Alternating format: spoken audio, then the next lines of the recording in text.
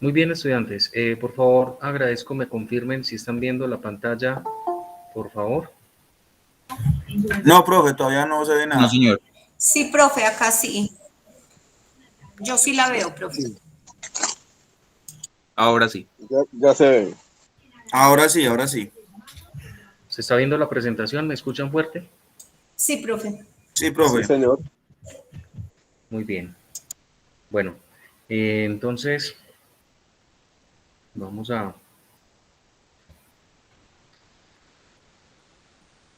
Muy bien, vamos entonces a dar comienzo.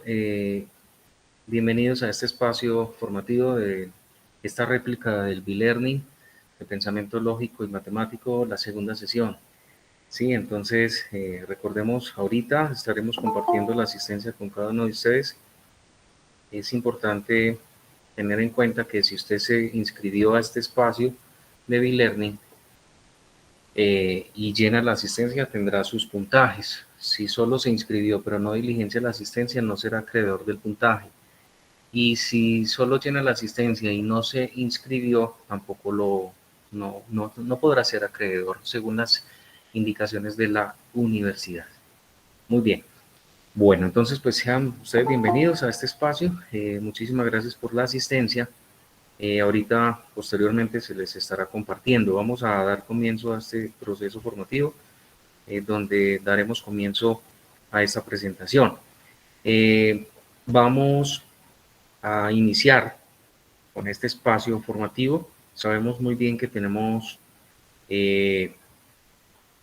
dos sesiones por trabajar, la unidad 2, frente a un repaso general de aplicaciones y de cuantificadores y proposiciones categóricas, donde pues ya se cerró esta opción. Sin embargo, tendremos en cuenta que se darán oportunidades como tal, bajo las indicaciones que ya se precisaron, y hasta el día de hoy había plazo para, o hay plazo para montar o subir sus actividades de la tarea 2 para algunos estudiantes que se solicitó y se les avisó ya previamente en los foros y efectivamente por todos los medios de comunicación. Tendremos también otro espacio, otro bloque de la tarea número 3, frente a que ya esta se inició el octubre 18 y cierra en noviembre 28 con un proceso de sustentación de por medio también, atendiendo a las indicaciones de la guía de actividades y efectivamente pues también atendiendo la rúbrica evaluativa. Entonces, precisando este proceso, pues vamos a tomar en cuenta que iniciamos con unas temáticas. Hay unas temáticas pues que vamos a tomar en cuenta que son, como lo dije anteriormente, cuantificadores, proposiciones categóricas y tipos de razonamiento.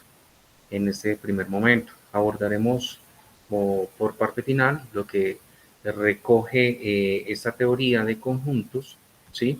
Hay una teoría fundamental de conjuntos que tomaremos muy en cuenta para dar comienzo y la abordaremos en la tercera sesión, efectivamente, ¿sí? Esto es una pequeña muestra de cómo a la luz de los conceptos tocaremos lo concerniente a la teoría de conjuntos. Vamos entonces a iniciar. Tenemos, por favor, acá, un momento, tan amables, verificamos por acá. Profe, ya me encuentro aquí con ustedes. Muy buenas tardes, profesora Sandra, ¿cómo está? Muy buenas tardes para todos. Qué pena con ustedes, me disculpo por un problema de último momento. En estas nuevas realidades nos encontramos con cosas como que se va la luz en la casa. Entonces tuve un inconveniente, se me fue la luz y tuve que salir corriendo en busca de una mano amiga que ya encontré. Y estoy con ustedes desde ya, acompañarlos en esta sesión de B-Learning. Todos listos, preparaditos. Entonces, profe, ya muchas gracias. Yo puedo arrancar con esta sesión. Gracias por la paciencia, la espera. Pero menos mal todo tiene solución. Así es, profe. Entonces, muchísimas gracias por la asistencia también. Bienvenida. Bueno, entonces ya te brindé el espacio también de anfitrión de la reunión. Yo voy a estar acá pendiente de la admisión de ingresos, del compartir la asistencia en unos segundos. Voy a dejar de compartir pantalla y te agradezco que por favor nos compartas la presentación la que yo te manifesté la vez pasada en el chat, para ver si se está viendo o no se está viendo, por favor, y damos comienzo. Muchas gracias. Voy a dejar de compartir Sí, y señor. esperamos a que nos compartas tu pantalla, por favor. Sí, señor, sí, señor. Ahí vamos.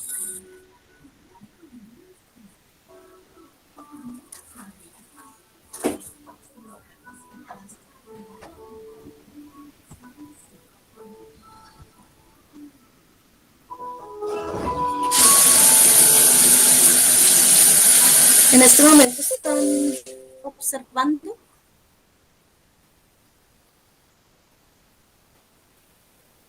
¿La pantalla?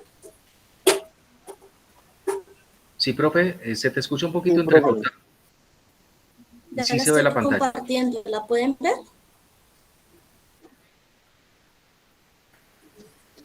Sí, profe. Creo que sí.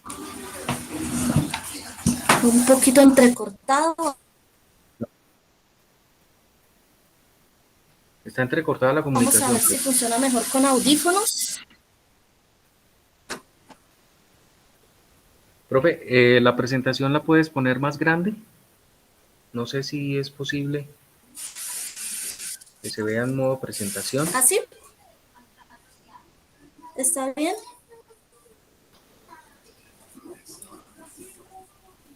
Modo presentación, profe. Ya, profe.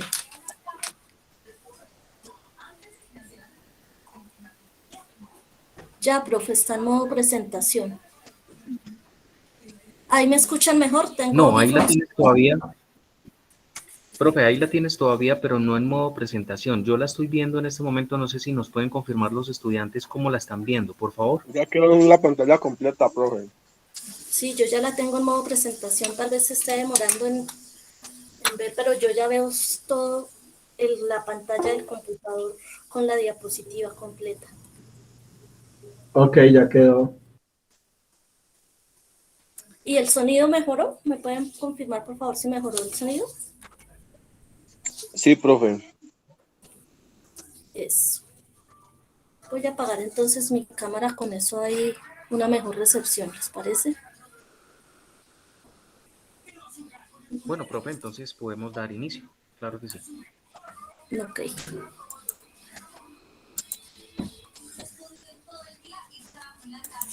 Bueno, entonces en la tarde de hoy vamos dando continuidad con lo que decía el profe, hacer un repaso de dos temas muy importantes. El primero de ellos, la aplicación de cuantificadores y proposiciones categóricas, que hace parte de la unidad 2, y vamos a revisar también una parte de aplicación de teoría de conjuntos que está relacionado con nuestra unidad 3 y es la unidad que en este momento estamos trabajando, que está abierta, que está en sus foros y en la cual ya están interactuando con sus respectivos tutores. Recordemos que la tarea 2 ya tuvo una fecha de cierre de octubre 17, pero por algunas dificultades y algunos casos especiales, algunos estudiantes tienen la opción de ponerse al día, ¿verdad? Y la actividad o tarea número 3 en este momento ya Profe, está discúlpeme, le interrumpo abierta. un momentico, por favor. Sí, señor. Agradecemos, por favor, mantener los micrófonos deshabilitados. Algunos estudiantes que de pronto en algún momento los habilitan, por favor, deshabilitarlos.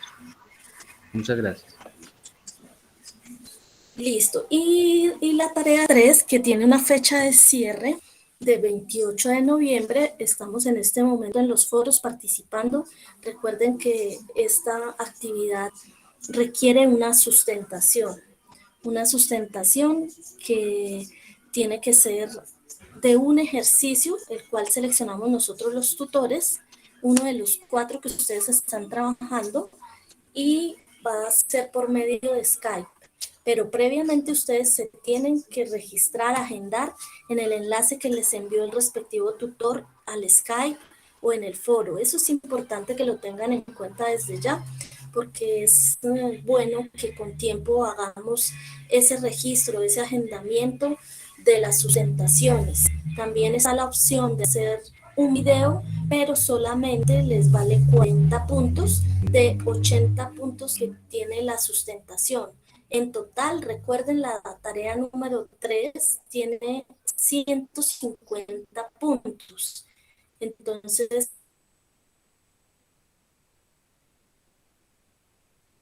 dentro del total, esa es una tarea que tiene una equivalencia muy grande, así que debemos estar muy pendientes de presentar en el foro los 4 ejercicios y luego participar en esa sustentación. Para mayor detalle, por favor ingresen al foro de la tarea número 3 y se comunican con sus respectivos tutores. Entonces hoy vamos a hacer como una especie de abrebocas a esas actividades de la tarea 3, pero también un repaso de la tarea 2 para que lo puedan usar en la evaluación final. Entonces, sin más preámbulos, si tienen alguna duda antes de arrancar de pronto, para poder empezar con la explicación de cuantificadores y proposiciones categóricas. Bueno, entonces arranquemos. Los temas que vamos a desarrollar en el e-learning del día y de la tarde de hoy son cuantificadores, proposiciones categóricas, tipos de razonamiento y teoría de conjuntos. Entonces, empecemos nosotros por hablar un poquito de qué son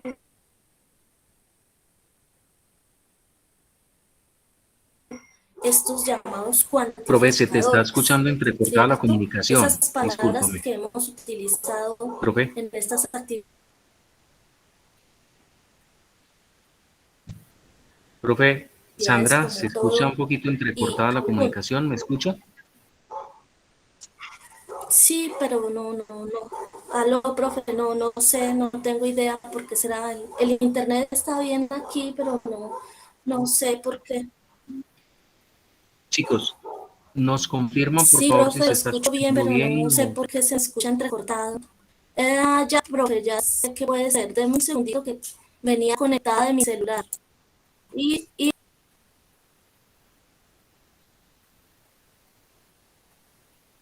Apreciados estudiantes, ¿ustedes me escuchan bien, por favor? Sí, Sí, profe. Sí, ya te profe, lo escuchamos bien, la bien. profesora Profesora, la entrecortada. que no escuchamos. Bueno, demos un compás de espera que la profesora se permítanme, conecte un momento, por favor, y vamos desconecto, con ella. vuelvo a conectar. Ay, Dios. No se entiende bien. ¿Sí será que se me escucha bien ahora? ¿Estás desde el Wi-Fi o desde de los datos? Profe, yo ya me desconecté de los datos de mi celular y ya me conecté con los datos de la casa. Eso tal vez tarda un momentico, pero ya lo está, el internet ya lo... Ya la estamos escuchando bien, profe. Sí, Si tengo alguna inquietud, le confirmo. Sí, claro que sí. bueno, Vamos a sí, estar bien. la cuestión era esa, entonces ya voy a continuar. Listo, profe, muchas gracias. Eh, por aquí.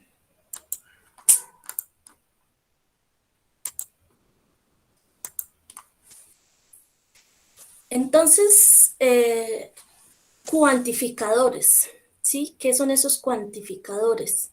Son palabras que usamos nosotros para indicar la cantidad de algo, de un sujeto, ¿sí? Es como la especificación de cuántos elementos del sujeto están incluidos dentro de un predicado, que es en una oración lo que decimos de un sujeto o de algo. Bueno, ya ahorita vamos a aclarar un poco más toda esta parte.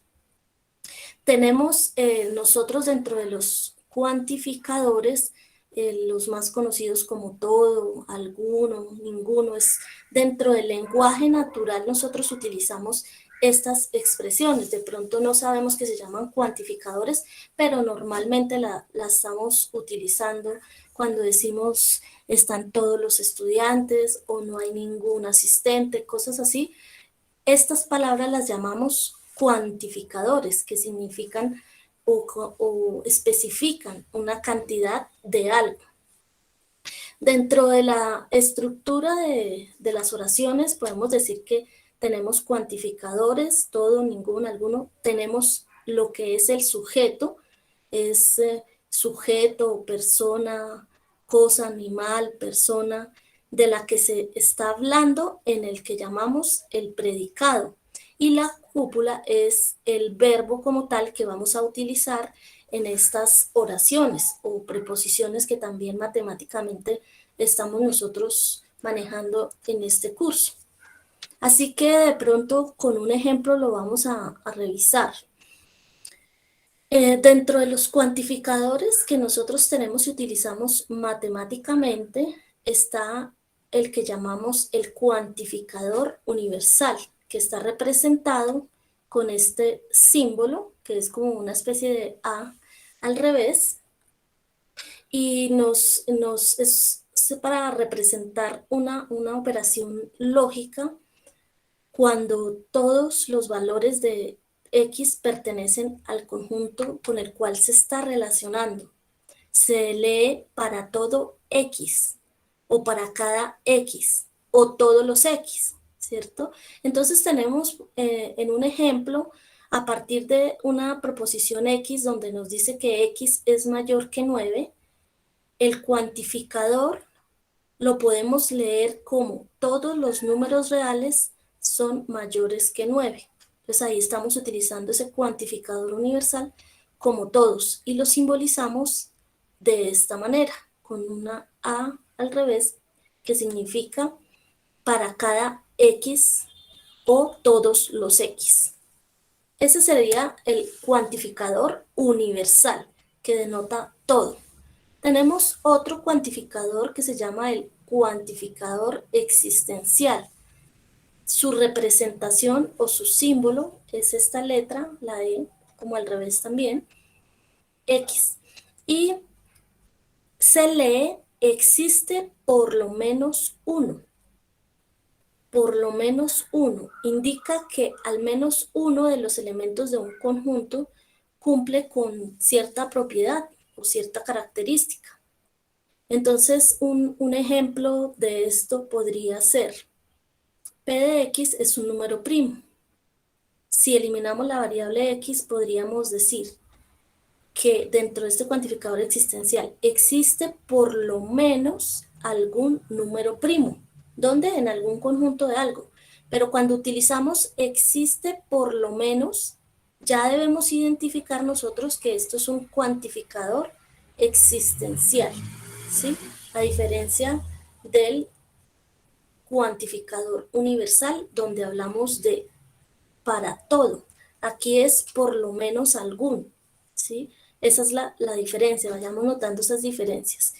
Y tenemos también un cuantificador existencial único, que lo representamos con la E y un signo de admiración.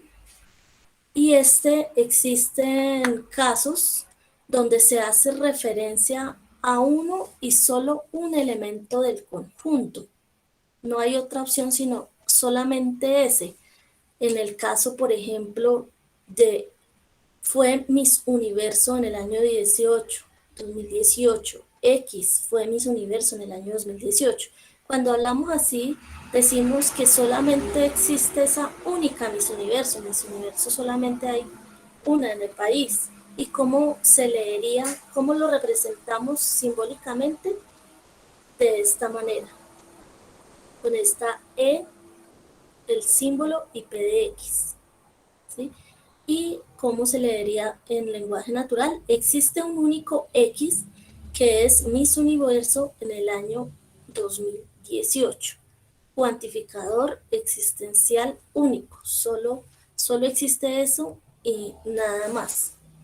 Ahora también dentro de nuestro lenguaje natural o nuestro sistema de comunicación también existe lo que es la negación de los cuantificadores. Esa negación de los cuantificadores también la usamos mucho en el momento en que queremos negar una proposición. Entonces, por ejemplo, X es un animal que tiene cola. Esta es la forma de representarlo con este símbolo que recordemos que nosotros cuando hicimos la tarea 1 hablamos de este símbolo que representa la negación y cuando lo utilizamos ya sabemos que se va a negar esa proposición. Entonces si tenemos este ejemplo, X es un animal que tiene cola, por lo tanto la proposición, le colocamos el símbolo, es lógicamente falsa siempre que lo negamos quedaría así. Le colocamos el símbolo y hacemos referencia a la proposición. ¿Cómo lo leemos nosotros en un lenguaje natural? Entonces, no es cierto que para todo X, X es un animal que tiene cola o su equivalente. No todos los animales tienen cola. Esto es más cercano al lenguaje común que hablamos cotidianamente, pero en lenguaje natural podríamos decir X es un animal que tiene cola. O no es cierto que X es un animal que tiene cola. ¿Por qué? Porque lo estamos negando con el símbolo. ¿De qué forma podemos leer estos símbolos? Para todo, para cualquiera, para cada. ¿Sí? Nosotros cotidianamente utilizamos este lenguaje y no sabemos que es un lenguaje también matemático. Lo utilizamos sin darnos tal vez cuenta, pero nosotros partimos de esos sistemas de comunicación, de símbolos y lenguaje que normalmente utilizamos para relacionarnos, pero matemáticamente encontramos estos símbolos y se puede representar así. Para todo número real X, existe un número real Y tal que X es menor que Y. Y esto que estamos diciendo en lenguaje natural se expresa de esta manera simbólicamente. Aquí está 1 por 1. Y aquí estaría la totalidad de este lenguaje natural que dice que para todo número real X, número real recuerden que esa es la R, para todo número real X, existe un número real Y, tal que X menor que Y. Estas son las formas de leer esas expresiones y estamos utilizando, como pueden ver, esos cuantificadores dentro del lenguaje natural, dentro del lenguaje simbólico. Veamos una negación de un cuantificador universal como ejemplo. Si tenemos la expresión todos los números son positivos, ¿sí? Esta es nuestra expresión. Todos los números son positivos. Y vamos a negarlo. Para negarlo, lo podríamos tener de la siguiente manera. No todos los números son positivos, ¿verdad? Esa sería la forma más sencilla como vamos a negar esa expresión. Pero también podemos decir, existe por lo menos un número que no es positivo. Y también es válida, ¿cierto? Sin embargo, también tenemos que existe por lo menos un número negativo. Esa también es otra forma de poder considerar o de negar esta expresión. Esas serían 3 formas distintas utilizando los cuantificadores.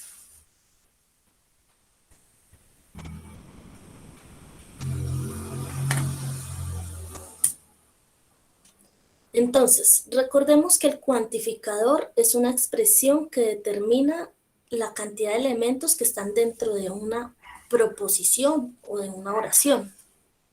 Si se tiene el cuantificador existencial, ese existencial único del que llamábamos, que se simboliza con la letra E y el signo de admiración, se da cuando solo hay un elemento en el conjunto A y se cumple con esta preposición, y lo podemos leer que existe un único elemento de X que cumple con esa proposición. ¿Sí? El único elemento que pertenece a ese conjunto cumple con esa proposición. Por ejemplo, X tal que X es el presidente de Colombia. Sería como la la preposición. Y simbólicamente, para utilizar el cuantificador existencial único, podemos decir, existe un único X, tal que X es el presidente de Colombia. Estamos utilizando el cuantificador existencial único,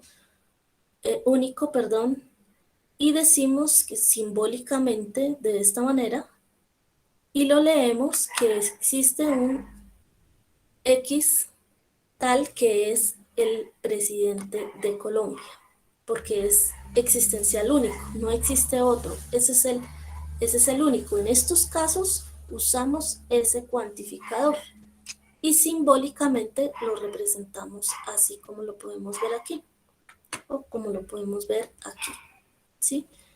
Son formas distintas de un lenguaje, del lenguaje que nosotros llamamos el lenguaje de la lógica matemática, pero que no dista pues de la realidad cuando nosotros hablamos comúnmente con las otras personas, solo que uno no es consciente de pronto de cuando está conversando con una persona de el uso de este tipo de cuantificadores. Aquí lo hacemos notar de una forma más académica en cuanto a la lógica matemática, para saber su utilidad y su uso. Así que, pues teniendo claro como esta parte teórica, vamos a revisar con este pequeño ejercicio, vamos a participar y vamos a solucionar, a diligenciar esta parte faltante. El que quiera participar puede participar y activando su micrófono. Entonces esta, por ejemplo, elefante tiene 4 patas. ¿Qué diligenciamos aquí? Todos los elefantes. Todos. Todo elefante tiene 4 patas. Eso. ¿Y ese todo qué tipo de cuantificador sería? Universal positivo. Sal, sí. Correcto. Universal positivo, muy bien. Vamos con la segunda. Rinoceronte vuela por los aires. Ningún Ningún. rinoceronte vuela por los aires. Es Exacto. universal negativo. Universal negativo, muy bien, vamos muy bien. Vamos con la otra. Cantantes no son compositores. ¿Cuál sería? Algunos Cantantes. Ujú. ¿Y de qué tipo es? Entonces, Existencial. no. El universal y el otro, ¿cuál es? Particular Particular negativo. positivo. O positivo. Particular positivo. Positivo, más bien. Puede ser negativo porque dice no son compositores, ¿no? Ah, sí. Correcto. Entonces la siguiente. Tiburón tiene dientes. Todos Todos. los tipos. Sí, todos. Entonces Todo tiburón tiene Es dientes. universal positivo. sí, correcto, muy bien. La siguiente, fácil. Cuadrado tiene 4 lados iguales. Todos los cuadrados. Todo. Sí, sí, muy bien. Universal positivo también. Correcto. Cocodrilo es rojo. Entonces, Ningún. ningún cocodrilo es rojo. Sí, señora. Ningún. Entonces, ese como que sería. Ningún. Partícula, no. Universal negativo. Universal, sí. Ajá. Ujú, muy bien. Animales son mamíferos. Todos los animales. Algunos. Algunos. Sí, sí, sí. Algunos, correcto, sí, sí. Algunos. Círculo es cuadrado. Ningún. Ningún. Correcto, ningún círculo es cuadrado. Humano respira para vivir. Todos Todo. los humanos. Todos, correcto, muy bien. Y la última, culebra es un reptil. Todas las Toda culebra es un Toda reptil. culebra es un Todas, reptil. correcto. Muy bien, muy bien. Entonces, ahí vemos que tenemos claro el uso de esos cuantificadores en diferentes ejemplos. Bueno, aquí hay un ejercicio similar al que nosotros hemos desarrollado ya en nuestra tarea 2 y tiene que ver con esa estructura de las proposiciones categóricas, ¿cierto? Ujú. Ok. Dentro de la estructura que nosotros comprendemos de las proposiciones, vamos a distribuirla como en estas partes, a manera de ejemplo, similar al que hicimos en la tarea 2.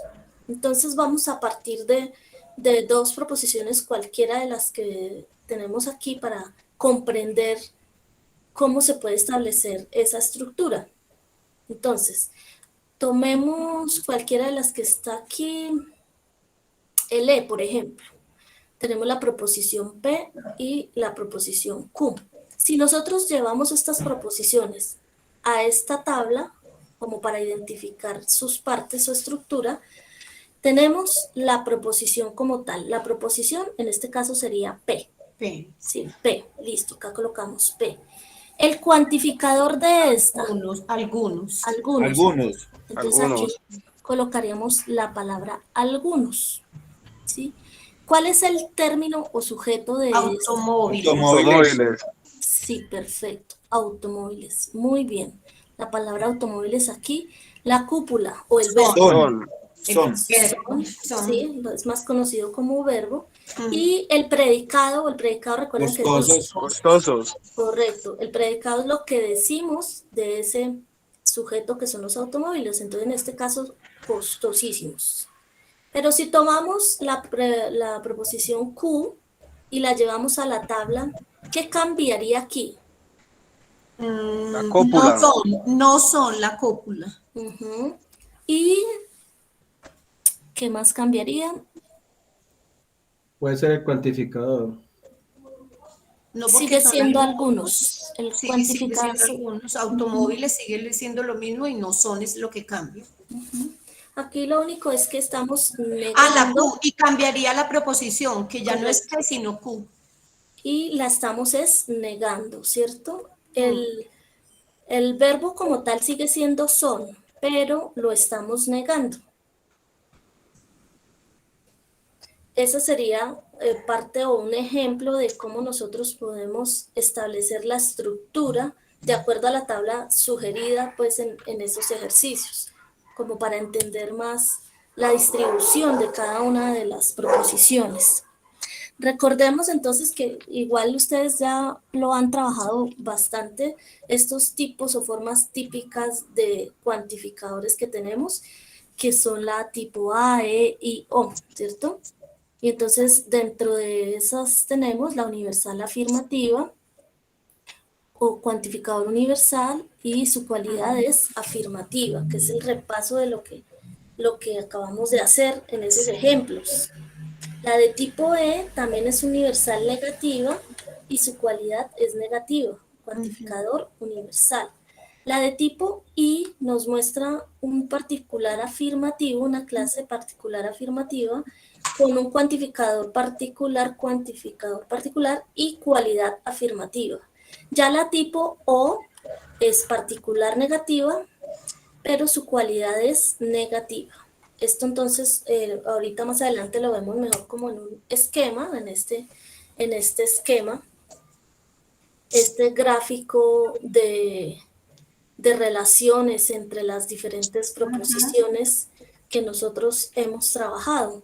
Así que nosotros al ubicar este tipo de formas o cuantificadores dentro de este esquema, las ubicamos aquí la A, la E, la I y la O, y de acuerdo pues a los ejemplos que nos hayan dado, de acuerdo a lo que estemos trabajando, las ubicamos aquí. En este caso tenemos este ejemplo donde nos dice la proposición todos los hombres son mortales como una universal afirmativa, así la podemos ver. Pero esa misma la podemos llevar a una universal negativa y decir ningún hombre es mortal, ¿sí? Pero también la podemos ver como una particular negativa diciendo que algunos hombres no son mortales. Y esa misma la podemos apreciar como particular afirmativa diciendo algunos hombres son mortales, ¿sí? Dentro de nuestro mismo esquema. Y luego, para cuando relacionamos estas oraciones, encontramos que algunas pueden ser contrarias o pueden ser contradictorias, pueden ser subcontrarias o pueden ser Subalternas. subalternas, dependiendo del que nos haya tocado. Entonces lo que nosotros hicimos fue clasificar nuestras preposiciones, ubicarlas dentro de este esquema y categorizarlas o señalar si era contraria, subcontraria, subalterna o contraria, ¿verdad? Entonces vamos aquí a revisar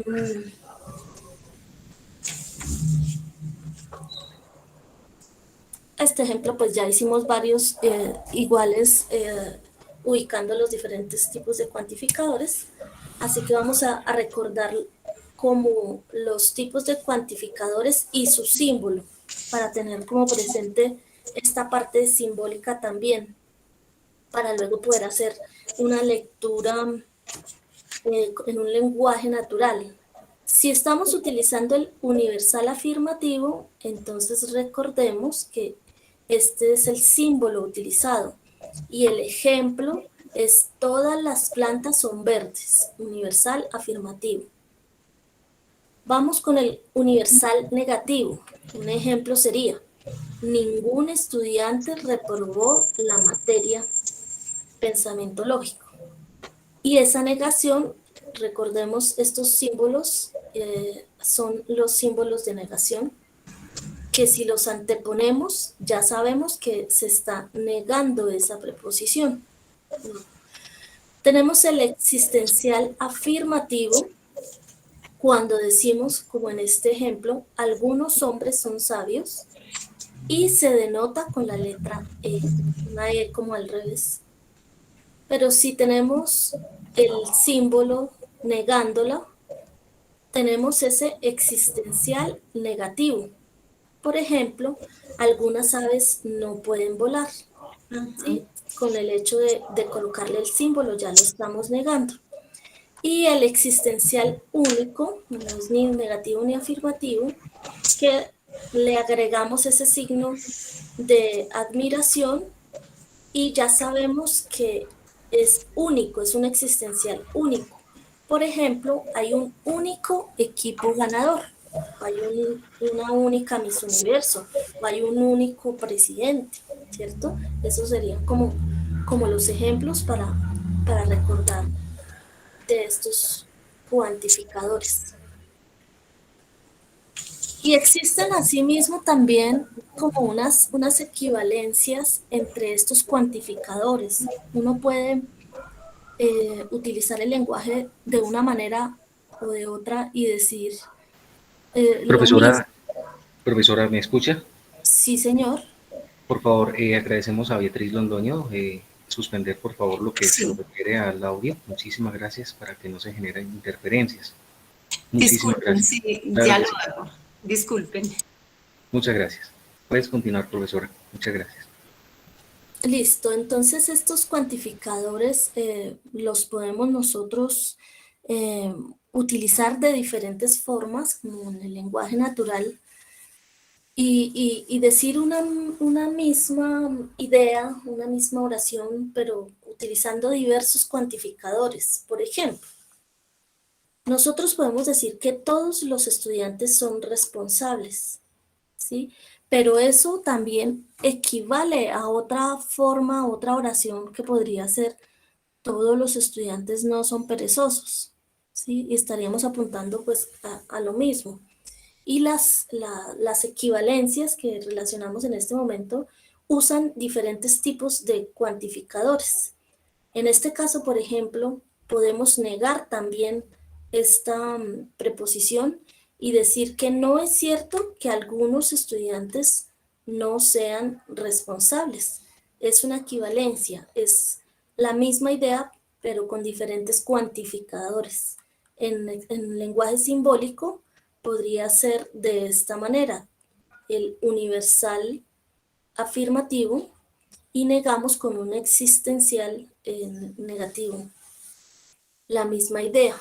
Esto en lenguaje simbólico y esto en lenguaje natural, y son equivalentes. Recuerden que esta es la flecha que significa equivalencia. ¿Qué otro ejemplo podemos tener? todos, tenemos el cuantificador todos, los estudiantes no son perezosos, es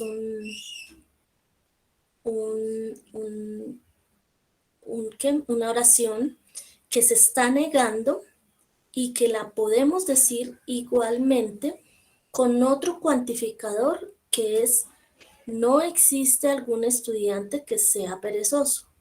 Y nos estaríamos refiriendo a lo mismo con un lenguaje simbólico distinto también, pero la idea es la misma. Queremos decir lo mismo, pero utilizamos símbolos o cuantificadores diferentes. Es que el lenguaje realmente es muy rico y permite tener todo este tipo de variaciones, ¿cierto? En nuestro lenguaje también, para cuando nosotros vamos a escribir o cuando vamos a hacer un discurso, nos podemos permitir utilizar todos estos tipos de variaciones en el lenguaje y en las cuantificaciones para no ser repetitivos o monótonos.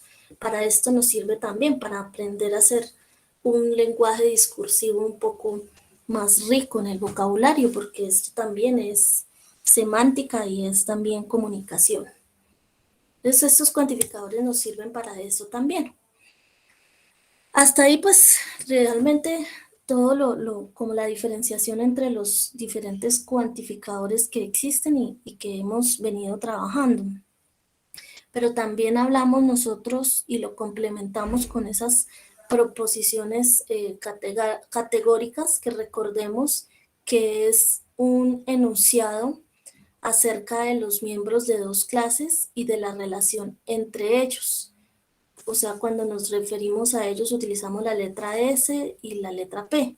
También podemos decir que las proposiciones son expresiones que pueden ser falsas o verdaderas. Y cuando hablamos de categorías es porque se le agregan o asigna una cualidad o una cantidad en proposición, ¿cierto? Esas son las proposiciones categóricas. En esas proposiciones existe lo que es el sujeto y el predicado. A eso hace referencia la S y la P.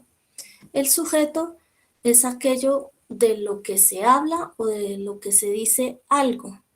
Y el predicado es aquello que se habla o se dice de ese sujeto. Nosotros de pronto en los anteriores ejemplos ya lo habíamos mencionado y tal vez lo tenemos y lo hemos identificado claramente, tanto el sujeto como el predicado dentro de las proposiciones categóricas. Pero veamos un ejemplo adicional de ello. Ningún soltero es casado. ¿Cuál sería en esta oración, por ejemplo, nuestro sujeto? Soltero. Ese es el sujeto. Y el predicado. Casado.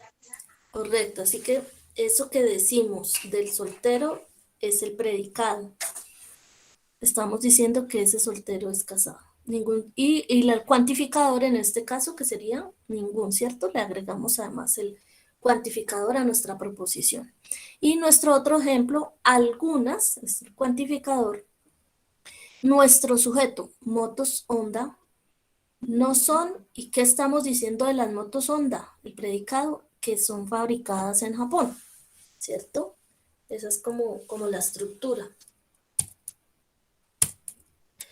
Entonces recordemos esa estructura que allá arriba en el ejemplo estábamos recordando de nuestra tarea, pero que aquí la volvemos a reiterar, y es que toda proposición categórica cuenta con un cuantificador, un sujeto, un verbo, un predicado, y así se componen esas proposiciones que hemos venido utilizando.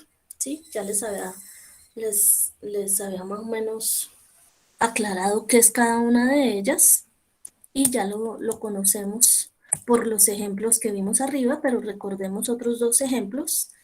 El cuantificador, todos, el sujeto sería los hombres, el verbo cópula sería son y el predicado serían mamíferos en este caso.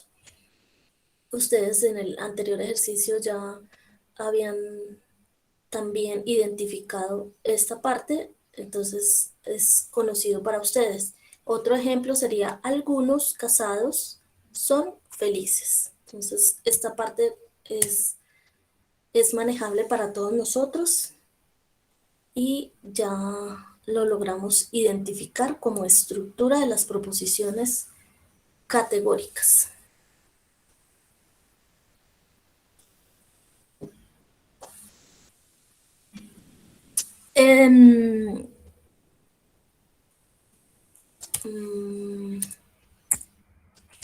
Tenemos que también nosotros, dentro de este tipo de lenguajes, podemos hacer nosotros de una proposición categórica una forma implícita de decirlo, o también puede hacerse de manera explícita, porque el lenguaje es muy rico y da todas estas opciones. Por ejemplo, si nosotros decimos que los seres vivos existen, nosotros lo estamos haciendo de una forma implícita. Pero si lo decimos esto mismo como todo ser vivo es existente, ya aparece una forma más explícita de ver o de expresar esa oración. En el mismo sentido, por ejemplo, cuando decimos Juan al menos estudia física, lo estamos haciendo de forma implícita, pero también lo podemos expresar de manera explícita, como al menos Juan es estudiante de física. ¿Sí? Son formas distintas de codificar las proposiciones categóricas o de decir o expresar una oración de dos maneras, tanto de manera implícita como de manera explícita. Las proposiciones también se pueden clasificar según su cualidad y según su cantidad. Según su cualidad pueden ser afirmativas cuando el predicado es compatible con el sujeto y negativas cuando el predicado no es compatible con ese sujeto. Ahora, la clasificación según su cantidad pueden ser singulares o particulares y pueden ser universales. Universales cuando se refiere a todos los elementos de la clase de sujeto, y particular o singular cuando se refiere a un solo o algunos elementos de esa clase de sujeto. Entonces tenemos este ejemplo. S es P. En este caso quiere decir que el sujeto es compatible con el predicado y es afirmativo. S no es P. Entonces en este caso quiere decir que el sujeto no es compatible con lo que dice el predicado. Entonces sería de manera negativa.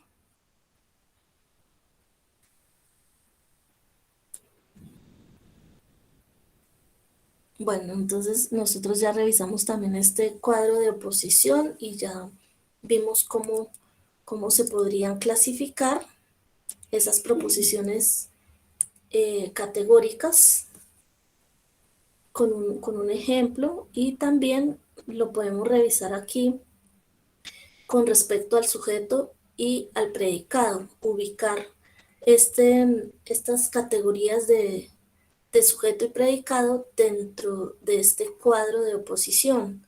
Lo mismo que estábamos diciendo con el ejemplo, pero aquí lo traemos cuando el sujeto es compatible con el predicado o cuando el sujeto no es compatible con el predicado. Son los ejemplos que habíamos visto, pero de una forma muy simbólica, por decirlo de alguna manera. Entonces, aquí para aclarar un poco más, entonces tendríamos otro ejemplo donde P y Q son nuestras proposiciones, donde todos y ningún serían los cuantificadores. Estamos hablando de un sujeto que son los automóviles con sus respectivas cualidades o verbos que son y es en el respectivo caso, y su término o predicado, consumidores de gasolina, para los dos casos. Tenemos esta estructura, pero dentro de nuestro cuadro de oposición podemos ubicarla dentro de la universal afirmativa o la A, todo S es P, y la segunda podemos ubicarla dentro de la universal negativa, donde ningún S es P. Es trasladar este cuadro de oposición a este respectivo ejemplo, ¿sí? En este caso, si nosotros ubicamos dentro de nuestro cuadro la proposición P y Q aquí y aquí, podríamos establecer su relación diciendo que esas dos proposiciones, si las tenemos tal cual con esta estructura, son contrarias. ¿Sí? Esto cambia dependiendo de P y de Q, dependiendo de los ejemplos que nosotros tengamos. Pero al identificarlas dentro de nuestro cuadro, obtenemos que en este caso son de tipo contrarias.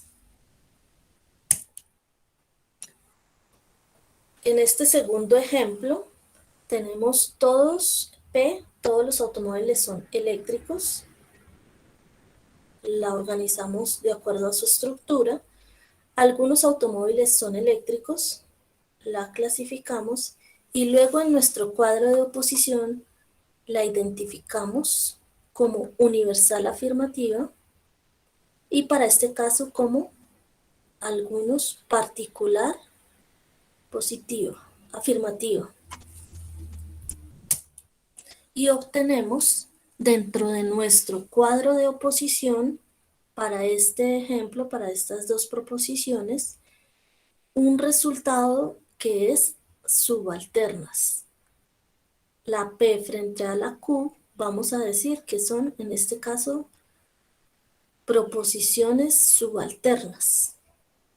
Esa es la identificación que podemos hacer de estos ejemplos en nuestro cuadro de oposición. Y bueno, aquí tendríamos otro ejemplo y otro ejemplo. Pero, pues nosotros tenemos bastante claridad en este sentido y vamos a continuar. Acá vamos entonces a practicar del cuantificador universal. Todos los animales deben alimentarse. ¿Cómo sería la negación de este cuantificador? Ningún animal debe alimentarse. Perfecto, estamos pero muy bien todos en la jugada. Y algunos estudiantes hacen la tarea. ¿Cuál sería la negación de este existencial? Algunos estudiantes no hacen la tarea. O no todos los estudiantes hacen la tarea. Perfecto, sí, démonos cuenta cómo existen muchas posibilidades de decir una misma proposición utilizando los diferentes cuantificadores. Ya lo están haciendo parte de su lenguaje, así que eso significa que se está entendiendo muy bien y que lo están aplicando muy bien. También lo pueden ir aplicando en sus vidas, en su lenguaje, ir hablando así bonito. Ustedes ya llegan a sus trabajos hablando con cuantificador existencial y universal y dicen, no, esto lo aprendí en la UNAD, ¿sí? Ya están enriqueciendo también su lenguaje con el curso de lógica matemática.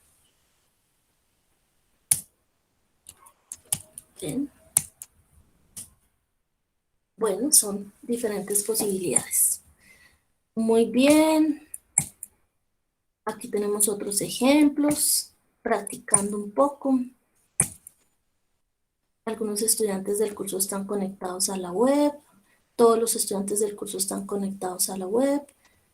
Y vamos en el cuadro de oposición a identificarlos. Pero bueno, yo pienso que este tema lo podemos pasar porque veo que lo tienen bastante claro y podemos dar paso a otro tema que dentro de dentro de esta unidad y dentro de esa tarea nosotros revisamos que es el razonamiento, ¿sí? Esto es interesante porque esto es algo que hacemos dentro de la cotidianidad, ese proceso intelectual y lógico del pensamiento humano. El razonamiento entrega argumentos sobre conexiones mentales incurridas que justifican un determinado pensamiento. Esa es la definición de razonamiento. Esa palabra razonamiento viene del latín ratio, que significa razón, junto con el sufijo iento, que indica resultado de algo. Razón, resultado de algo. Vean qué interesante. Ustedes dirán, no, pero ¿cómo así que en lógica matemática estamos viendo esto? Sí, es una de las ramas de la matemática que tiene que ver mucho también con el lenguaje y con la semántica. El razonamiento es la actividad que consiste en la organización y estructuración de ideas para alcanzar una conclusión. Entonces, dentro de nuestra vida cotidiana, nosotros hacemos uso de dos tipos de razonamiento. Eso lo hacemos cotidianamente, pero tal vez no nos damos cuenta. Y esos dos tipos de razonamiento son el razonamiento tipo deductivo y el razonamiento inductivo, ¿cierto? Nosotros tal vez lo hemos escuchado y muy seguramente que ustedes todos los días lo están utilizando, pero no somos conscientes de eso. Entonces, miremos un poco cómo es esto del razonamiento deductivo. Entonces, cuando nosotros hablamos de este tipo de razonamiento, partimos de lo general, o sea, de una premisa general, y vamos a llegar a una conclusión de tipo particular. Eso es deductivo. Cuando uno dice ahí, yo deduce que estaba haciendo un razonamiento deductivo. ¿Qué características tiene este tipo de razonamiento? Que establece una conclusión a partir de algo general, de generalizaciones. En lógica, la conclusión de un razonamiento está incluida en las premisas, en lógica matemática. Sus conclusiones son rigurosas y válidas. No genera por sí mismo un nuevo conocimiento, ya que parte de verificar conocimiento previo. Si partimos de algo general que ya está estudiado y luego lo llevamos a lo particular, se dice que no genera por sí mismo un nuevo conocimiento. Ese conocimiento deductivo, la dirección del conocimiento es de lo general a lo particular. ¿Y en dónde se utiliza ese tipo de razonamiento deductivo?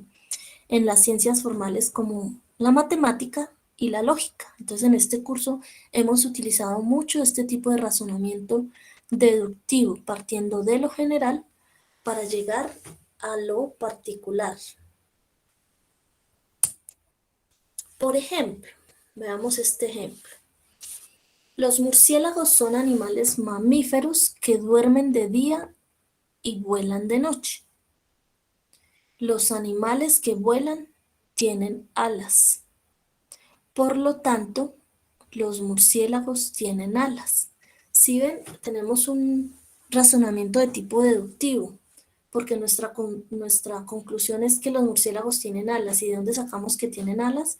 Porque los mamíferos que duermen de día y vuelan, ahí la palabra es vuelan, tienen alas. Y por lo tanto los murciélagos tienen alas. Ese es un ejemplo de tipo deductivo. El razonamiento es deductivo. La premisa mayor y menor son universales y válidas. A partir de esas premisas se concluye algo de tipo particular. Ahora veamos el razonamiento deductivo. Otro ejemplo de razonamiento deductivo. Profe, Sandra, muchísimas gracias. Qué pena interrumpirte un segundito. ¿Me permite? Sí, señor.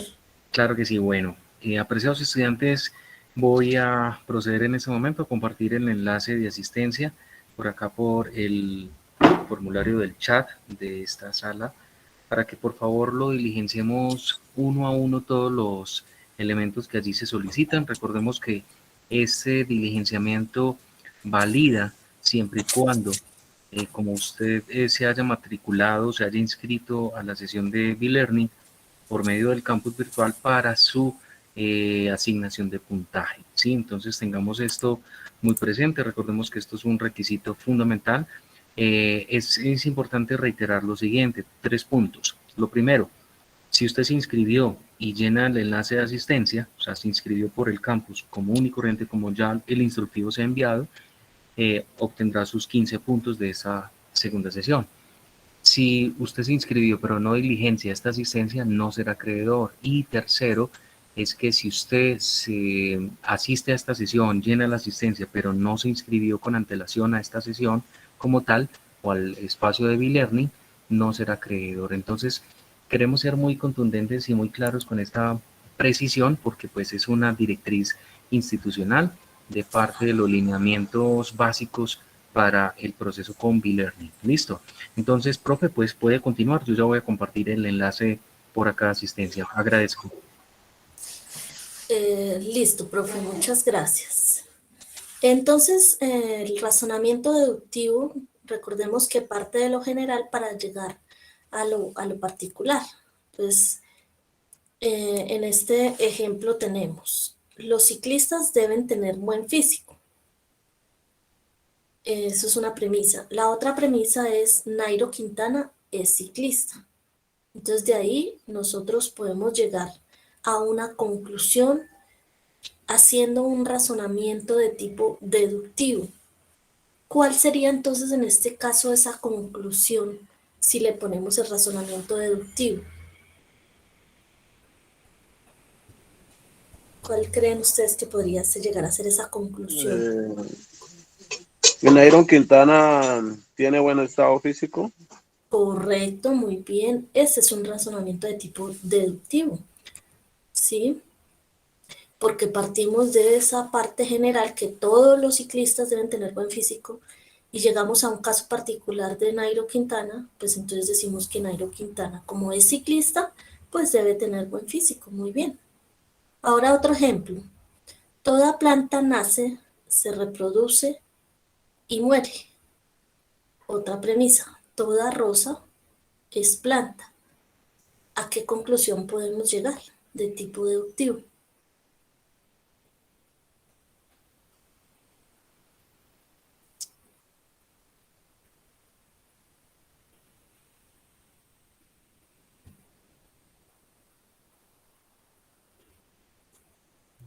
O sea, que la rosa nace, se produce, reproduce Toda y muere. planta nace, se reproduce y muere. Toda rosa es planta, o sea que Ajá. Sí, así es. Toda rosa se que todas las reproduce. plantas son naturales o no, no. No, la conclusión es que toda rosa, por Nace, el se hecho de reproduce y ser Nace, muere. planta, se reproduce y ajá, muere. Ah, sí. correcto, toda rosa que es planta nace, se reproduce y muere. Así es, sí señora, muy bien para todos ese razonamiento deductivo, muy bien. Ahí están nuestras conclusiones. Listo, ya teniendo claro ese deductivo, vámonos para el otro tipo de razonamiento que es el inductivo. Entonces, este deductivo, el anterior que era deductivo, partía de lo general a lo particular. En el inductivo lo que hacemos es lo contrario. Partimos de lo particular para llegar a algo o a una conclusión general, a partir de premisas particulares que resultan, puede ser de la observación de un fenómeno o de un experimento, podría ser también. Esas características de este razonamiento son que se basan en observación de hechos y fenómenos. Pueden ser de tipo repetitivo y se generaliza a partir de esas observaciones. Sus conclusiones son probables. Tiene el objetivo de generar nuevo conocimiento, ¿sí? En este caso, la dirección del razonamiento de lo particular a lo general es lo que se utiliza mucho en experimentación, en las ciencias básicas, donde hacemos experimentos, áreas de conocimiento que utilizan como el método científico, la experimentación, para después de hacer ciertas observaciones y experimentos llegar a una conclusión general y decir que hay una teoría, ¿cierto? Como en los laboratorios.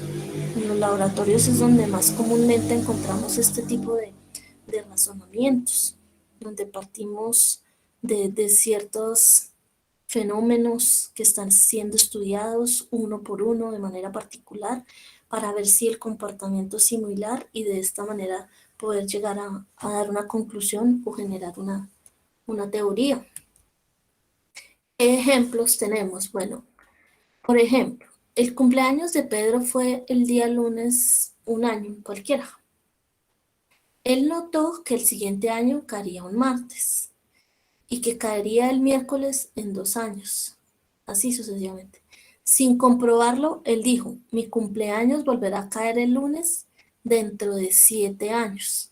Él estaba haciendo mediciones, experimentaciones.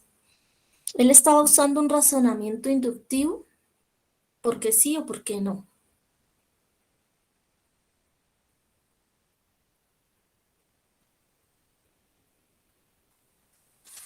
¿Quién me quiere decir?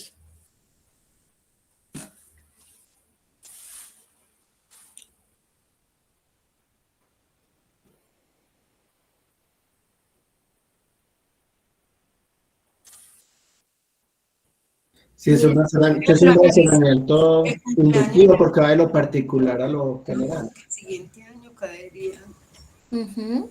un lunes. Él notó que el siguiente año caerían martes y que caerían miércoles de 2 años, sin comprobarlo. Él dijo, mi cumpleaños volverá. No, ahí estaría haciendo un razonamiento deductivo, profe. Para mí, inductivo. Listo, miremos aquí. ¿Él qué hizo, por ejemplo?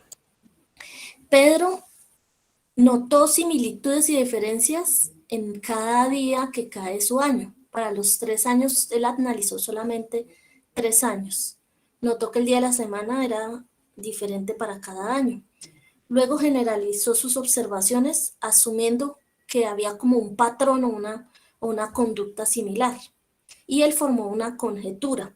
Sí, hizo una conjetura. Si pasa esto los 3 años, entonces en 7 años pasará lo otro.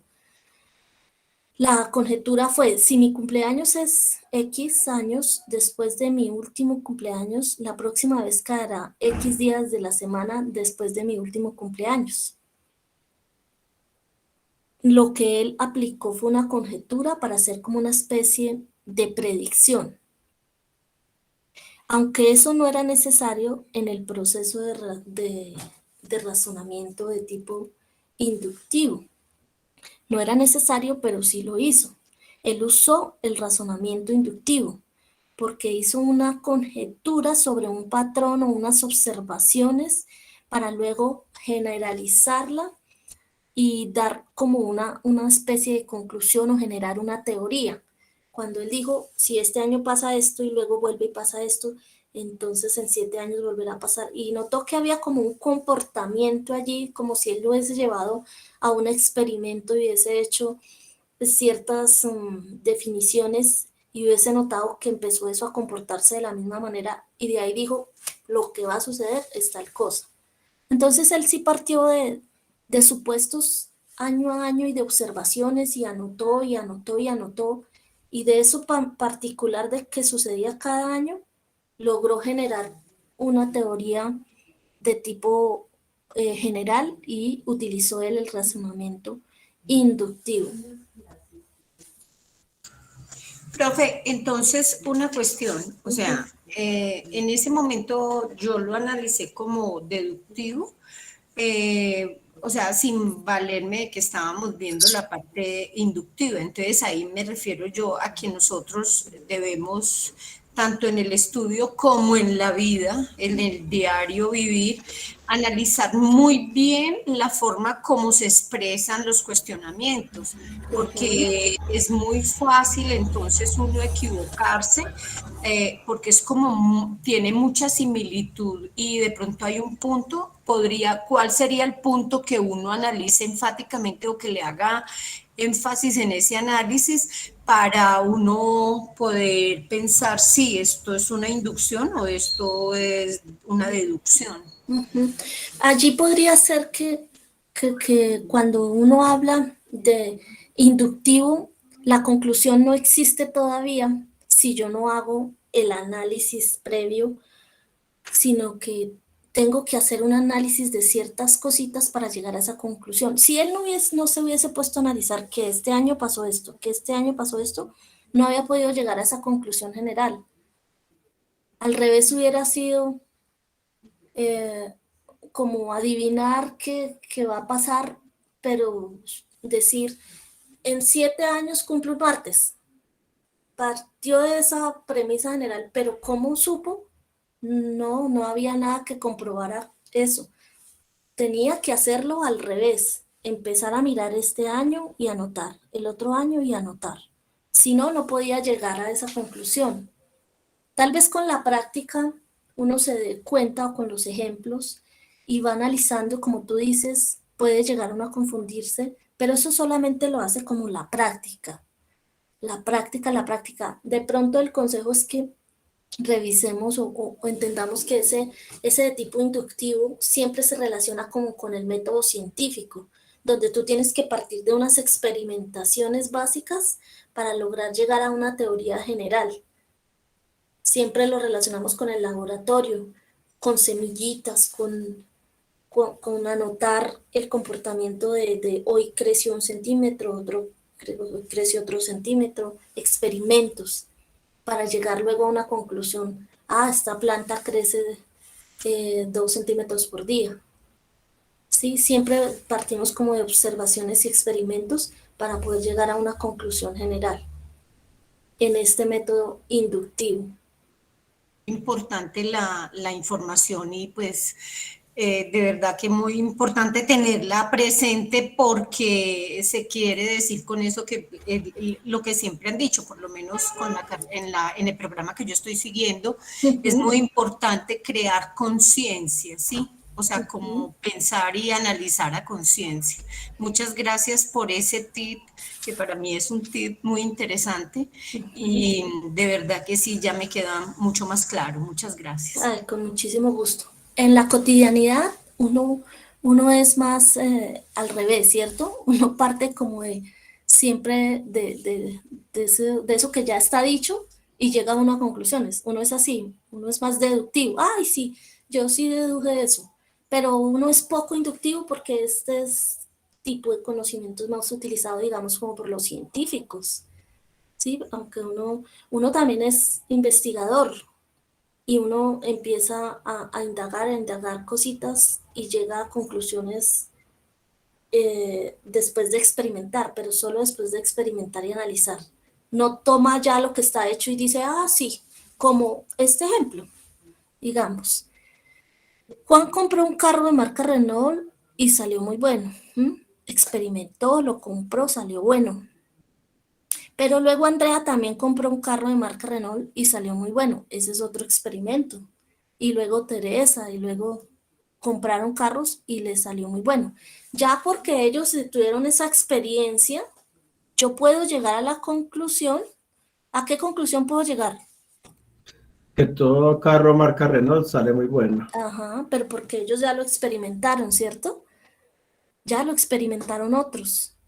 Pero yo no podría llegar al revés, hacer otro tipo de razonamiento deductivo y decir sin haber experimentado. Esa es la clave allí. Toca experimentarlo para poder decir en la conclusión que todo un marco de todo carro Renault es bueno.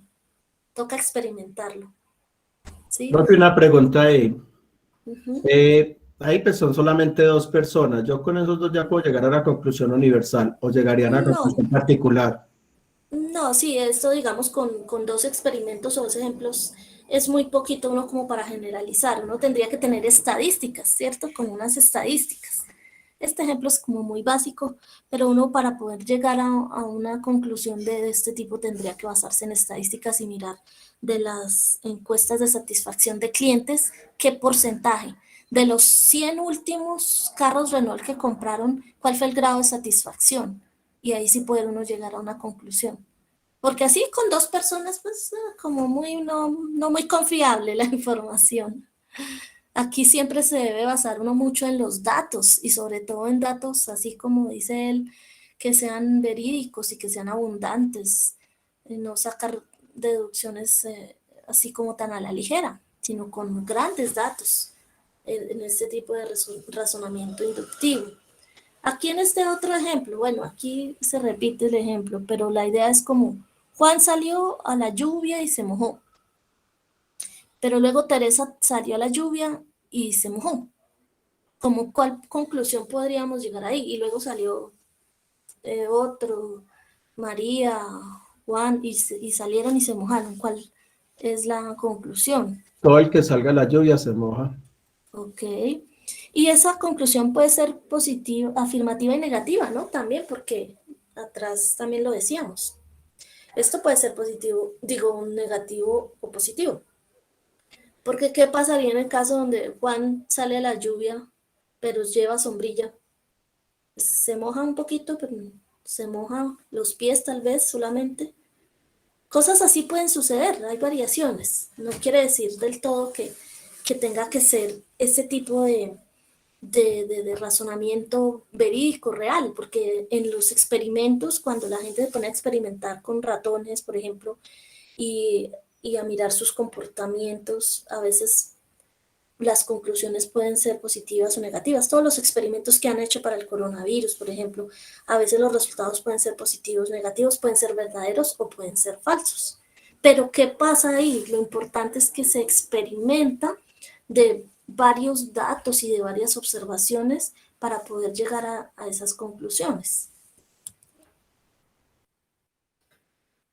Entonces la conclusión de la primera era que todos los carros de marca Renault son muy buenos. Esto si se tiene una muy buena base de datos. Y si no hay variaciones, todas las personas que salen a la lluvia se mojan. Si no llevan una sombrilla. Pero pues sí, también sabemos que la lluvia moja. La otra conclusión es que sí, efectivamente la lluvia moja. Una comparación entre los 2 tipos de razonamiento. Entonces, el deductivo parte de un principio general y se concluye un caso particular. Y la conclusión, en este caso, vean lo interesante, siempre es verdadera. Pero acá cuando hablamos del inductivo, de la experimentación, lo que les decía, la conclusión no siempre es verdadera. El argumento de las premisas no es suficiente para llegar a una conclusión. Eso sí puede variar, puede ser verdadera, puede ser falsa. En esta comparación. A ver, aquí hay un ejemplo, practiquemos aquí a ver qué pasa. Dice, Juan y Carlos regalan a su mamá Fabiola un viaje internacional todos los años para festejarle el cumpleaños. La mamá de Juan y Carlos tiene muchos deseos de conocer la Torre Eiffel en París. Por lo tanto, el próximo cumpleaños Fabiola viajará a París. ¿Cómo creen ustedes que es este tipo de razonamiento?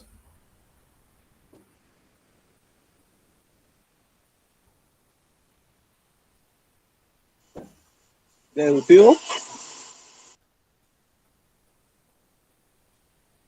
Ese es inductivo. Sí, cada año. Sí, es inductivo. Es inductivo. Ajá, sí, se parece al del cumpleaños del otro que vimos. Cada año sucede algo, ¿cierto? Se está experimentando, o sea, hay un comportamiento y unas observaciones para poder deducir que el siguiente año pasará tal cosa. Entonces, sí, correcto, es inductivo. Ok, muy bien. Y el segundo ejemplo.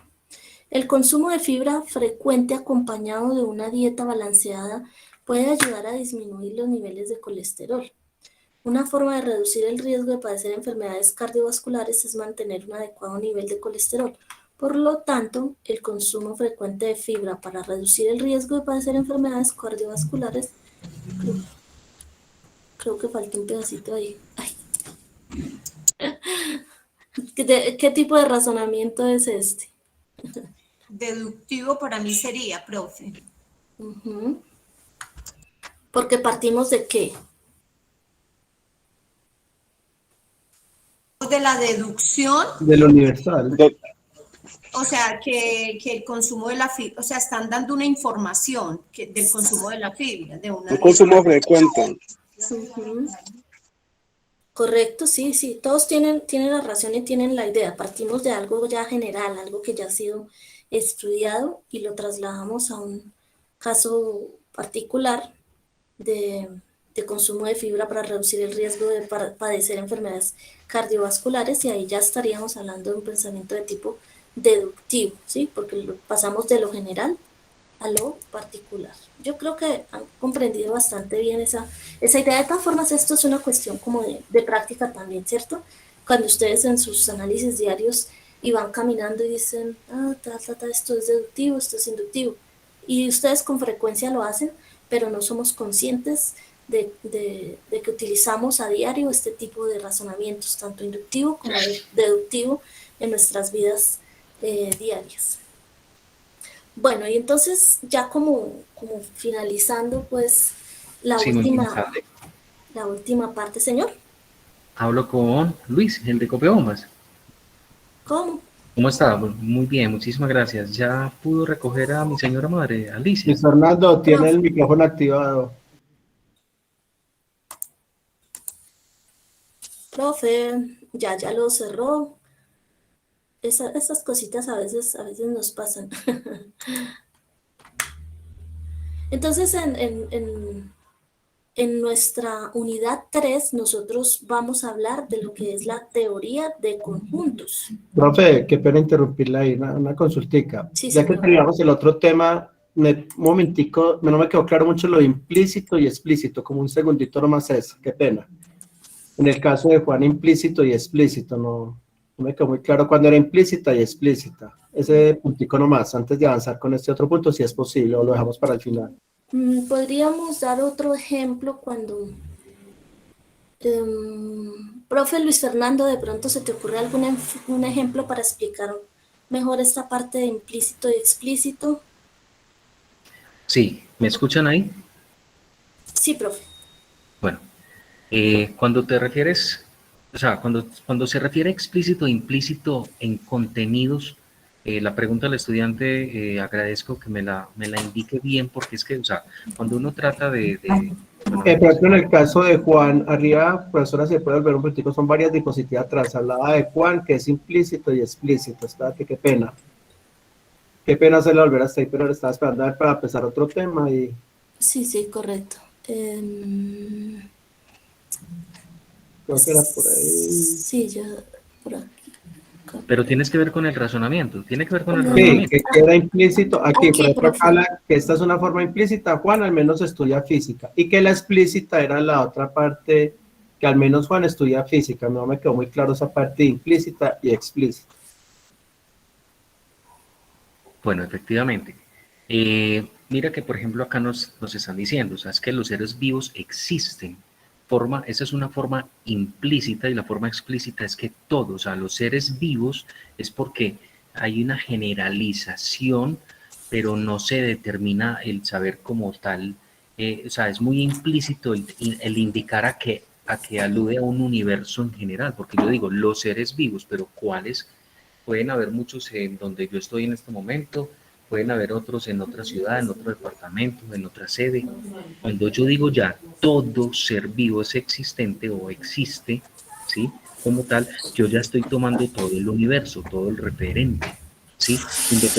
Independientemente de dónde se ubique ese ser vivo como tal, sea aquí, sea en la China, sea en el barrio X. ¿Sí me hago entender? Entonces a eso se refiere la forma implícita. Observa muy bien que la palabra los seres, antes del sujeto, los seres, ese los se puede entender como lo implícito, y en cambio cuando aparece la palabra todo es aludiendo a lo explícito, porque ya hay algo muy innato, muy inmediato, por lo que yo ya tomo todo el universo, todo el referente. No sé si me hago entender. O sea, que sería la implícita como lo particular y lo explícito sería como todo ya el universo. Sí, o sea, tienes que tener en cuenta lo implícito como la palabra los, porque es que mira, cuando yo digo, los platos los acabé de lavar, pero ¿cuáles platos? Todos, muy poquitos, sí, muchos, toda la loza. Cuando yo digo todos los platos los acabé de lavar, son todos los que están ubicados en donde yo estoy trabajando, sí, en mi cocina, todos los platos de la cocina, del restaurante, todos los platos los acabé de lavar. Cuando yo digo los platos los acabé de lavar, pues pueden ser unos, para una persona lo puede entender como un poquito de platos, solo unos platos, solo un plato, ¿sí? Entonces es muy subjetivo esa parte como tal de los, mientras que si yo lo cuantifico por medio del todo, ya ahí estoy explicitando como tal el proceso, ¿listo? Listo, profe, queda muy claro y me disculpan haberlos hecho retroceder. Gracias. Para No, eso no, estamos. no, está muy bien así, muy bien. Muy bien, profe. Podemos dar como importancia a la sección de teoría de conjuntos, los conceptos fundamentales. No olvidemos diligenciar la asistencia, por favor. Vamos entonces a la parte de teoría de conjuntos. Iniciamos esta temática con el concepto de conjunto. Nosotros recordemos que también en la pretarea tuvimos como un resumen, un repaso de este tema, donde hablábamos de conjuntos y sus diferentes formas de relacionarlos. Así que vamos a recordar un poquito que el conjunto es una recolección o agrupación de elementos, objetos, símbolos, entidades que comparten entre sí características y propiedades semejantes, ¿sí? Un ejemplo, el conjunto de frutas, un ejemplo, el conjunto de animales. A estos conjuntos siempre los identificamos con una letra mayúscula, en este caso A, B, y los elementos o miembros de este conjunto se les ubica dentro de unas llaves, paréntesis, corchetes, ¿sí? Y este conjunto que contiene otros conjuntos también lo llamamos U como universal, ¿cierto? Como ejemplo tenemos el conjunto denominado L y que está conformado por diferentes letras. Esa es una forma también de visualizar los conjuntos, tanto por comprensión como por extensión que nosotros llamamos. Entonces, por extensión, ¿cómo sería? Si nosotros nombramos cada uno de los elementos, por ejemplo, el conjunto S contiene A, E, I, O, U, ¿sí? Estamos aquí nombrando cada uno de los elementos. El conjunto N con sus elementos 1, 2, 3, 4, 5, 6, etc. El conjunto D, gatos, tigres, leones, leopardos, ¿sí? Esto es por extensión, porque nosotros nos extendemos en cada uno de los elementos del conjunto. Y por comprensión es la forma de nombrar como una característica común de estos elementos. Por ejemplo, estos mismos, ya por comprensión sería X tal que X, esto siempre va, X tal que X. Es una vocal, que es la que visualizamos aquí. En el conjunto N, por comprensión, decimos X tal que X es un número natural. Todos estos son números naturales. Y en el otro conjunto, en el conjunto D, X tal que X, es un felino. ¿Por qué? Porque aquí tenemos gatos, tigres, leones y leopardos. Son las formas de representar un conjunto, tanto por extensión como por comprensión. Y ahora bien, esa representación que nosotros aprendimos por medio de los circulitos que vemos muy comúnmente, eso lo llamamos diagramas de Venn, Venn-Euler, diagramas de Venn. A esas gráficas o representaciones gráficas de los conjuntos los llamamos diagramas de Venn. Y recordemos que dentro de los conjuntos pueden suceder varias situaciones, que se unan, que se intersecten, cosas así, que es lo que recordaremos. Los conjuntos finitos, tenemos clases de conjuntos que son los finitos y los infinitos, ¿cierto? Dentro de los finitos es porque tiene un número limitado de elementos. por ejemplo, X tal que X es un día a la semana. Hay un día a la semana, hay un número limitado de elementos. O A, E, I, O, U. Hasta aquí van las vocales, no hay más. Pero si hablamos de un conjunto infinito, tiene un número ilimitado de elementos. Por ejemplo, X tal que X es un número natural. Si nosotros vamos a ver, los números naturales son infinitos. Pero también de esta forma podemos ver que 3, 6, 9, 12, 15 podemos seguir escribiendo y escribiendo hasta el infinito. ¿Sí? Esos son clases de conjuntos finitos o infinitos. Pero también tenemos lo que son los conjuntos vacíos, que es el conjunto que carece de elementos y se simboliza de esta manera, con un paréntesis vacío o una O con una rayita. ¿Qué ejemplo tenemos? X tal que X es el mes que tiene 45 días. ¿Sí? Si nos sale esto, pues nosotros sabemos que es un conjunto vacío, porque no hay un mes que tenga 45 días. También tenemos el conjunto universal, que es aquel que está conformado por todos los elementos que se están estudiando en un determinado momento. ¿Sí? Todos los elementos. En este caso, pues todas las vocales del alfabeto podría ser. ¿Sí? Ese es el conjunto universal. O el conjunto universal de las vocales. Relación de inclusión. Un conjunto A está contenido en un conjunto B si todo elemento del conjunto A pertenece también a B. Por eso se dice que está incluido.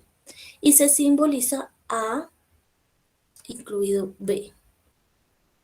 Entonces, en este ejemplo, el conjunto A tenemos A, E, I, O. Y en el conjunto B tenemos A, E, I, O, B, C, D.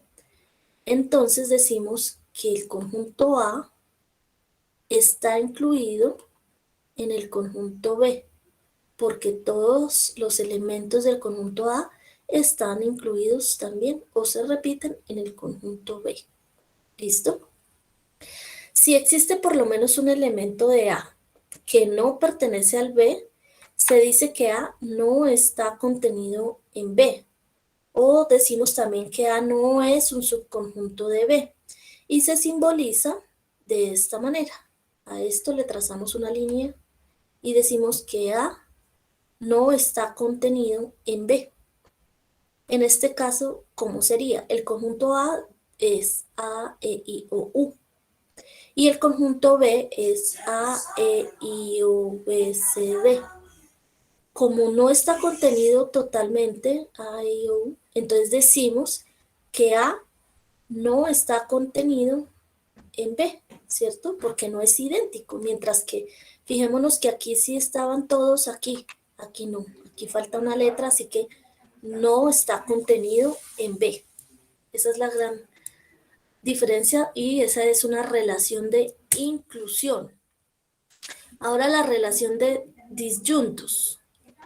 Cuando dos conjuntos no tienen ningún elemento en común, decimos que son conjuntos disyuntos. Ejemplo, el conjunto A es 1, 3, 5, 7 y el conjunto B 2, 4, 6, 8. ¿Sí? Nada que ver el uno con el otro. Cuando son disyuntos, se representan de esta manera. A disyunto B y B disyunto A. No está contenido el uno en el otro, nada que ver el uno con el otro. Subconjunto propio. Se dice que A es un subconjunto propio de B si A está contenido en B y B contenido A. Esto se simboliza de esta manera. A subconjunto propio de B. Y se lee A es subconjunto propio de B o A es igual a B. En este caso, por ejemplo, el conjunto A, X tal que X es una vocal, cualquier vocal, y B es A, E, U. En este caso, se puede afirmar que A está contenido en B. Tenemos también la cardinalidad de un conjunto. Para un conjunto A, llamamos cardinal A al número de elementos que posee A. y se expresa cardinal A o bien N de A. Para muchos conjuntos que se utilizan en matemáticas como los naturales, los enteros, su cardinal es infinito, ¿cierto? En este ejemplo, por ejemplo, tenemos que el cardinal del conjunto A es 6, porque si nosotros observamos, está conformado por 1, 2, 3, 4, 5, 6 elementos, ¿cierto? Entonces el cardinal de A es 1, 2, 3, 4, 5, 6 y se expresa de esta manera. Para el conjunto B, que tiene todos estos elementos, el cardinal de B es 7, 1, 2, 3, 4, 5, 6, porque tiene 7 elementos. Y en este caso el cardinal de C tiene 1, 2, 3, 4 elementos, y el cardinal de C es 4, ¿sí? Entonces, ese es ejemplo de cardinales. Para dos conjuntos A y B con una cantidad finita de elementos, se tiene la siguiente propiedad. A unión B. Este está unido con este. Cardinalidad de A unión B. Entonces, eso es igual al cardinal de A más el cardinal de B, menos el cardinal de la A intersección B. Hagámoslo por pedacitos. Pedacitos. A unión B sería los elementos de A más los elementos de B. El 6, el 9 y el 11, ¿cierto? ¿Cuántos elementos tenemos aquí en la A unión B? 3. Correcto. Entonces aquí sería 3. Muy bien. Eso equivale a cardinalidad de A. ¿Cuántos hay? Serían 2. 2. 2. Aquí 2. Hagámoslo ahí. No tengo cómo escribir acá. Acá hay 2. Más la cardinalidad de B. Es, 1. Serían los mismos 2, pero uno Dos. se repite. sí, Entonces sería 1. son 2 también. 1 y 2. Y a eso le restamos, miren aquí, A intersección B. ¿Cuál es la intersección B? A intersección B es este. 1. 1. 1 el 9. Unito, correcto. Entonces, si tenemos 2 aquí, más, perdón, tenemos 3 aquí, más 3 aquí, menos unito, ¿cuánto nos da? No, profe, son dos. Son dos en cada uno. Dos Dos aquí. en A, Dos. dos en B y uno en la intersección. 1, 2 aquí, más lo correcto, 2 elementos aquí que me dijeron, más los 2 elementos de aquí serían 4, menos unito, Da 3. y lo mismo cuando dijimos que aquí la A unión B tenía 1, 2 y 3. Sí, muy bien. Ah, bueno, aquí está el ejemplo. 2 más 2, bueno, es 1 igual a 3.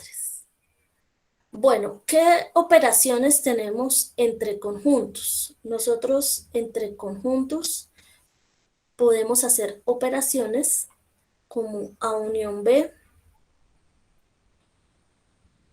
cuando los conjuntos tienen elementos en común, ¿cierto? Como lo acabamos de ver. El conjunto universal son todos, incluyendo los que están afuera, pero tenemos un conjunto A que está conformado por el 1, el 2, el 3, el 4 y el 7. Un conjunto B que es 3, 5, 6, 7, 8. Todos los que están aquí. Y la unión entre los dos es todo lo que está señalado en amarillito. Tomamos todos los de aquí y todos los de aquí, y esta sería la respectiva unión.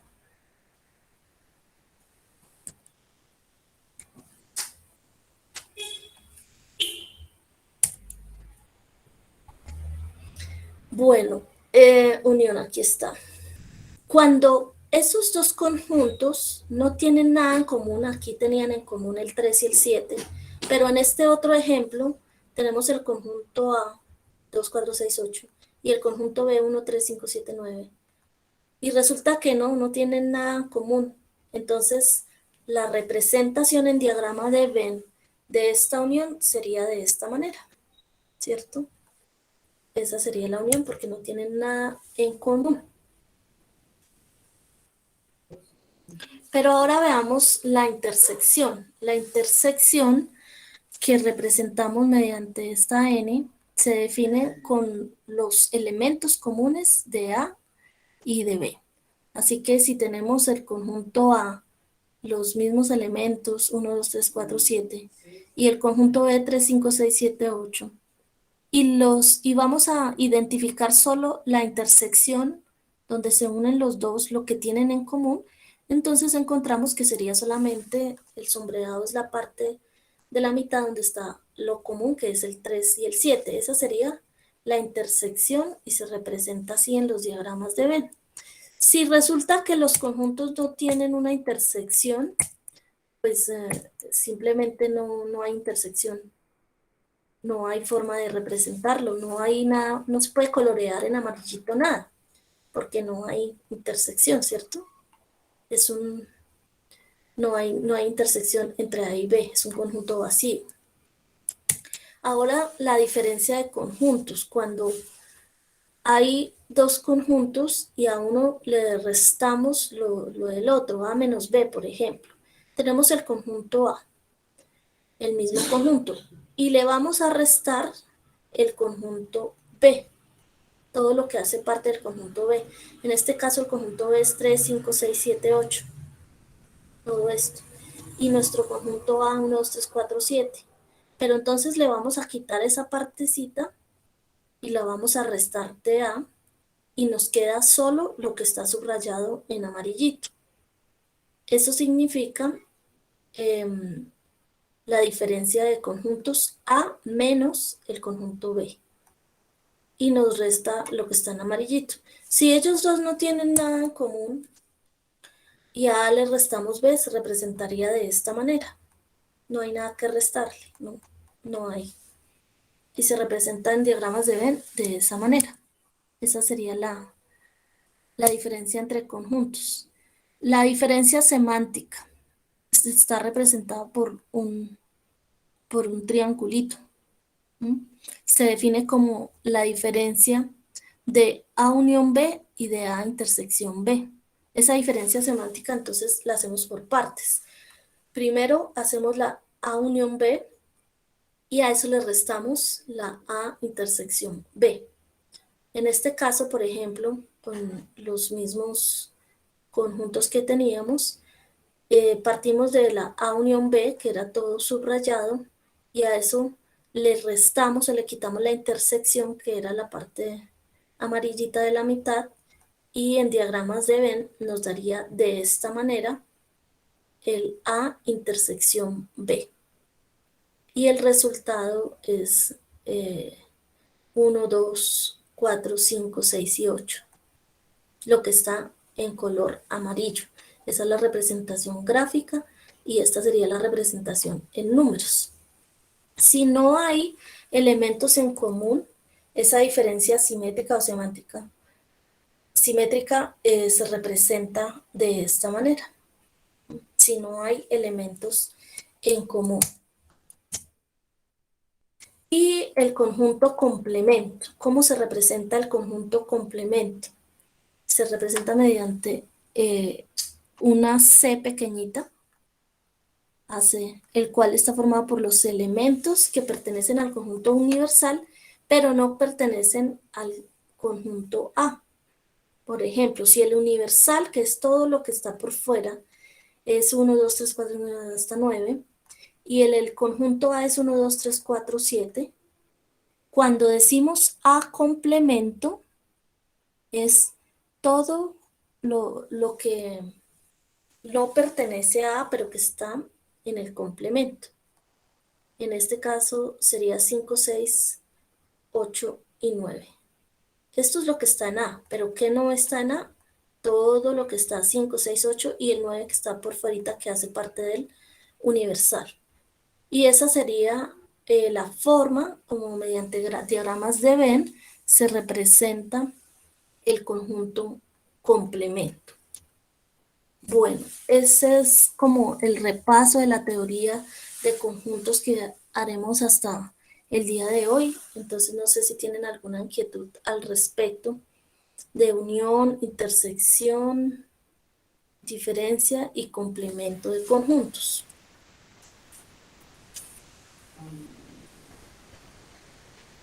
Pues, profe, pues por acá en el chat no hay ninguna inquietud hasta el momento. Yo creo que todo ha sido bastante muy claro, pero muy claro en las fundamentaciones pues conceptuales teóricas de este repaso, ya con esta réplica a la luz de lo abordado también el día 21, el día jueves, con este mismo repaso y este mismo proceso, pues esperemos pues que ustedes hayan diligenciado la asistencia pertinentemente y se compagine, haya una buena compatibilidad con sus inscripciones previas y este proceso de la convalidación del diligenciamiento del formulario de asistencia. De esa manera, pues podemos asignar los puntos pertinentes posteriormente. Listo, entonces, pues, profe, muchísimas gracias por la asistencia, a todos también los estudiantes acá presentes.